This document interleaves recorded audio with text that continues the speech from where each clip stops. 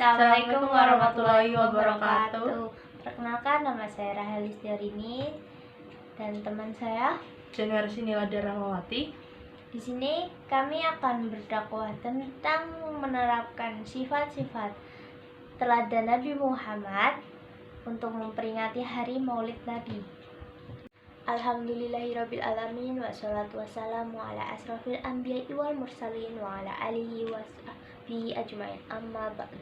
Pertama-tama marilah kita semua panjatkan puji syukur kehadirat Allah Subhanahu wa taala yang telah melimpahkan rahmatnya kepada kita. Berkat ridhonya kita dapat berkumpul di pagi yang cerah ini dalam keadaan sehat walafiat untuk melaksanakan acara pada hari ini. Dalam diri Rasulullah SAW sudah tertanam sifat dan akhlak baik yang harus dicontoh dan menjadi panutan anak muda di zaman sekarang.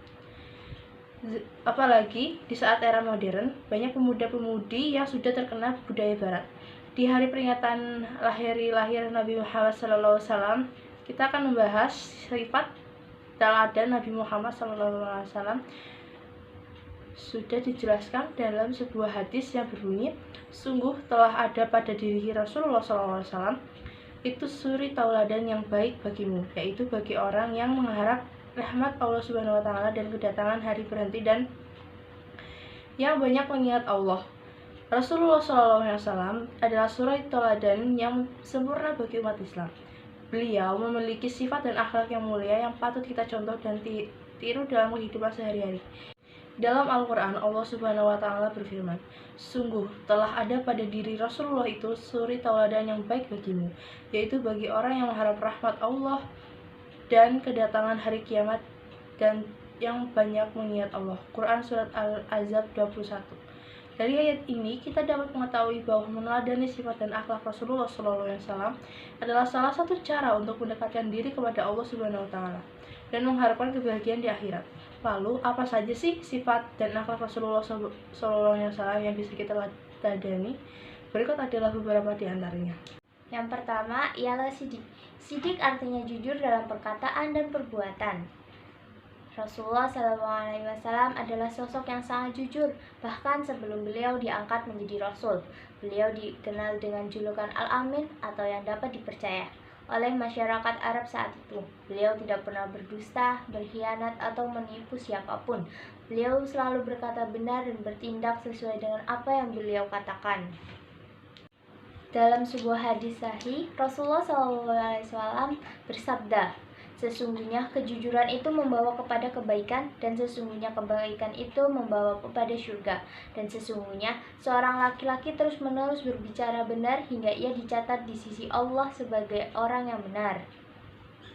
Dan sesungguhnya kebohongan itu membawa kepada kefasikan, dan sesungguhnya kefasikan itu membawa kepada neraka.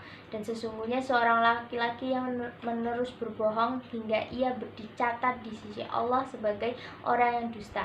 Hadis riwayat Bukhari dan Muslim. Yang kedua adalah amanat, artinya dapat dipercaya dalam menjaga amanat. Tanggung jawab dan kewajiban Rasulullah SAW adalah sosok yang sangat amanat. Baik sebelum maupun sesudah menjadi Rasul, beliau selalu menunaikan apa yang menjadi tugas tanggung jawabnya. Beliau dengan sebaik-baiknya. Beliau juga selalu menjaga amanat yang diberikan kepadanya, baik berupa barang, rahasia, atau janji. Beliau tidak pernah mengkhianati atau melalaikan amanat yang dipercayakan kepadanya. Amanah adalah sifat yang sangat mulia dalam Islam karena ia merupakan salah satu syarat dari keimanan dan kesolihan. Dalam sebuah hadis sahih, Rasulullah SAW bersabda, tidak sempurna iman orang yang tidak amanah dan tidak ada agama bagi orang yang tidak menepati janji. Hadis riwayat Ahmad dan Baihaqi. Oleh karena itu, kita harus berusaha untuk selalu amanah dalam segala hal, baik dalam urusan agama maupun urusan dunia. Yang ketiga adalah tabligh. Tabligh artinya menyampaikan risalah Allah Subhanahu wa taala kepada umat manusia. Rasulullah SAW adalah sosok yang sangat tabligh karena beliau adalah utusan Allah Subhanahu wa taala yang membawa wahyunya kepada seluruh makhluk. Beliau tidak pernah menyembunyikan atau merubah apa yang diturunkan kepadanya oleh Allah Subhanahu wa taala. Beliau menyampaikan ajaran Islam dengan hikmah, mau'izah hasanah atau nasihat yang baik, dan mujadalah bil allati hiya ahsan atau berdebat dengan cara yang lebih baik. Beliau juga memberi contoh nyata dari ajaran Islam melalui perilaku dan akhlaknya. Tabligh adalah sifat yang sangat penting dalam Islam karena ia merupakan salah satu kewajiban dari umat Islam. Allah Subhanahu wa taala berfirman dalam Quran surat Al-Imran ayat 104 yang artinya, dan hendaklah ada di antara kamu segolongan umat yang menyeru kepada kebaikannya, menyuruh kepada yang ma'ruf dan mencegah dari munkar. Merekalah orang-orang yang beruntung. Quran surat Al-Imran ayat 104. Yang keempat adalah fatonah, artinya cerdas dalam berpikir, berpendapat, dan bertindak. Rasulullah SAW adalah sosok yang sangat fatonah karena beliau adalah orang yang diberi hikmah oleh Allah Subhanahu wa taala.